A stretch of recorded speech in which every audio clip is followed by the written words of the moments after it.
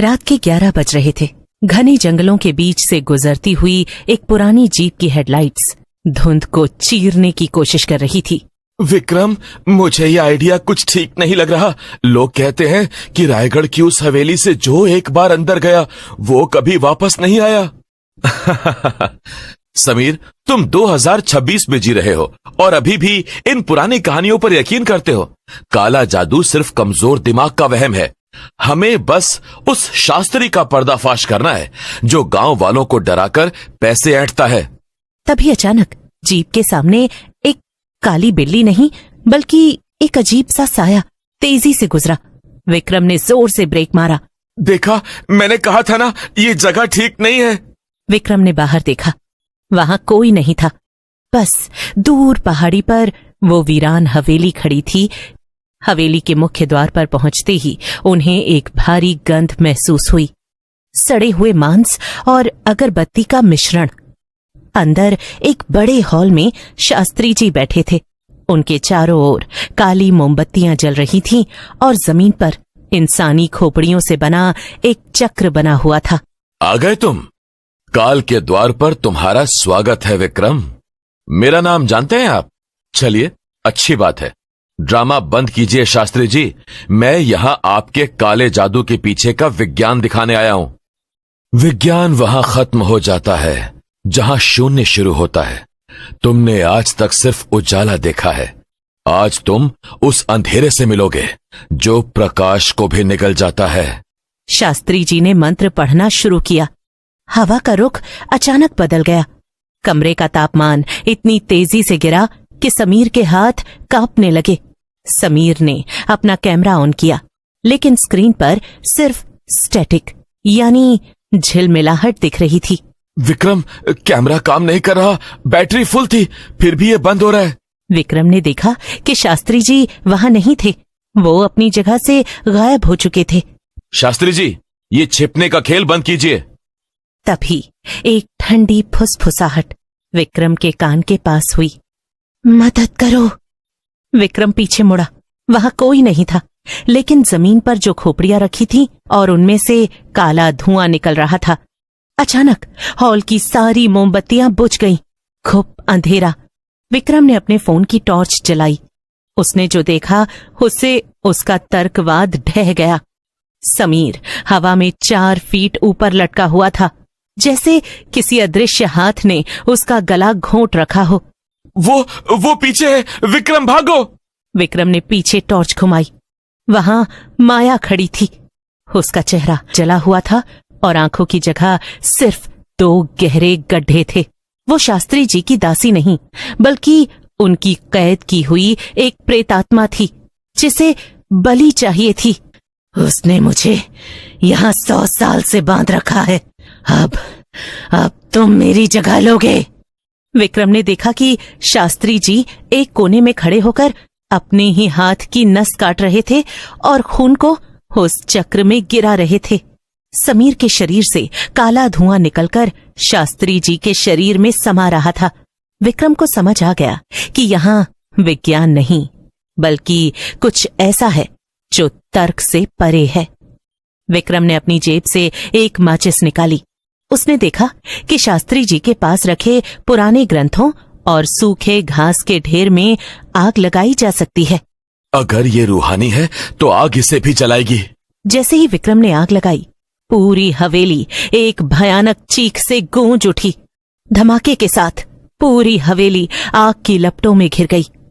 अगली सुबह गांव वालों ने देखा कि वो हवेली राख का ढेर बन चुकी थी। विक्रम और समीर गांव के किनारे सड़क पर बेहोश मिले। जब विक्रम की आंख खुली, उसने समीर को देखा। समीर ठीक था। समीर ने अपनी जेब से कैमरा निकाला। कैमरा जल चुका था, लेकिन उसका मेमोरी कार्ड सुरक्षित था। जब उन्होंने उस कार्ड को लैपटॉप में लगाया तो उसमें कोई वीडियो नहीं था। बस 10 सेकंड की एक ऑडियो क्लिप थी, जिसमें शास्त्री जी की आवाज नहीं, बल्कि खुद विक्रम की आवाज थी। जो मंत्र वो पढ़ रहा था, उसने कभी खुद नहीं सुना था। उसे एहसास हुआ कि शास्त्री जी नहीं मरे, बल्कि उन्होंने अपनी आत्मा शरीर के एक कोने में कहीं छुपा ली है। अचानक की आंखों का रंग हल्का नीला होने लगा। उसके चेहरे पर वही डरावनी मुस्कान आ गई जो शास्त्री जी की थी। तर्क कभी भी अंधेरे को नहीं हरा सकता। हवेली के हादसे को 1 हफ्ता बीत चुका था। समीर और विक्रम शहर वापस आ गए थे, लेकिन शहर की चकाचौंध में भी कमरे में हमेशा अंधेरा रहता था। भाई 3 दिन हो गए, तूने सूरज की रोशनी नहीं देखी। ये क्या पागलपन है? चल बाहर चलते हैं। अंदर से कोई जवाब नहीं आया। अंदर का नजारा देखकर रोंगटे खड़े हो गए। फर्श पर बैठा था। उसके चारों ओर कुमकुम से वही चक्र बना था जो उन्होंने उस काली हवेली में देखा था। धीरे से अपनी आंखें खोली। उसकी आंखों की पुतलियां गायब थीं। सिर्फ सफेद हिस्सा चमक रहा था। डर के मारे पीछे हटा। मुझे डॉक्टर को बुलाना होगा। नहीं, ये डॉक्टर का काम नहीं है। और सीधे प्रोफेसर अवस्थी के पास पहुंचा। प्रोफेसर ने जब बात सुनी तो उनके माथे पर पसीना आ गया। तुमने बहुत बड़ी गलती कर दी। वो आग सिर्फ हवेली जलाने के लिए काफी थी, उस काले इल्म को खत्म करने के लिए नहीं। शास्त्री ने कायाकल्प मंत्र का इस्तेमाल किया है। वो के शरीर को धीरे धीरे अंदर से खोखला कर रहा है ताकि वह पूरी तरह उसका मालिक बन सके। प्रोफेसर विक्रम के घर पहुंचे। घर के अंदर घुसते ही उन्हें ऐसा लगा जैसे वो किसी बर्फ खाने में आ गए हों। गंगा जल और ये लोहे की कीलें लो, इसे चारों कोनों में गाड़ दो। हमें इस कमरे को सीमित करना होगा। जैसे ही पहली कील गाड़ी, पूरे घर में एक भयानक चीख गूंजी। बेडरूम से बाहर निकला। प्रोफेसर ने एक प्राचीन पीतल का कलश निकाला और मंत्र पढ़ना शुरू किया। जैसे भौतिक विज्ञान के सिद्धांतों को मानने वाला आज बीज मंत्रों की शक्ति के सामने तड़प रहा था। मुझे मार दो, ये मुझे मार डालेगा। भाग जाओ यहां से। चुप रह, तू सिर्फ एक जरिया है। मुझे अमर होना है। प्रोफेसर ने समझ लिया कि शास्त्री को निकालने का एक ही तरीका है। एक शौक देना होगा जो रूह को शरीर छोड़ने पर मजबूर कर दे।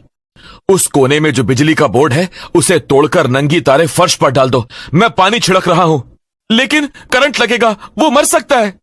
अगर नहीं किया तो वो पहले ही मर चुका है। जैसे ही बिजली का प्रवाह फर्श पर फैले पानी में मिला, एक जोरदार धमाका हुआ। एक सफेद धुंध के मुंह से बाहर निकली। धीरे धीरे वो धुंध उस पीतल के कलश के अंदर खिंचती चली गई। प्रोफेसर ने तुरंत कलश का ढक्कन बंद किया और उस पर मोम की सील लगा दी। कमरे में शांति छा गई। फर्श पर बेसुध पड़ा था। अपनी आंखें खोली। इस बार उसकी आंखें सामान्य थीं। प्रोफेसर कलश लेकर चले गए। कुछ महीनों बाद विक्रम और समीर फिर से सामान्य जीवन जीने लगे। लेकिन एक रात आईने के सामने खड़ा होकर शेव कर रहा था। उसने गौर किया, आईने में उसकी परछाई उससे 2 सेकंड देर से हरकत कर रही थी।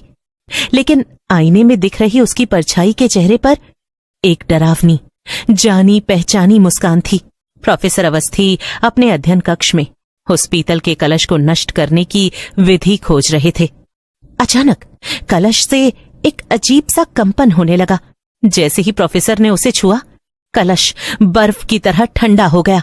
उधर अपने घर में आईने के सामने खड़ा था। उसकी आंखों का रंग अब गहरा काला हो चुका था। वो भागकर विक्रम के कमरे में पहुंचा, लेकिन वहां कोई नहीं था। शास्त्री ने विक्रम की आत्मा को पूरी तरह निगल लिया था। समीर की आखिरी चीख के साथ ही शहर की सारी लाइटें बुझ गईं। अगले दिन वो घर खाली था। बस एक पुरानी घड़ी दीवार पर उल्टी चल रही थी, जो गवाही दे रही थी कि काला जादू कभी खत्म नहीं होता।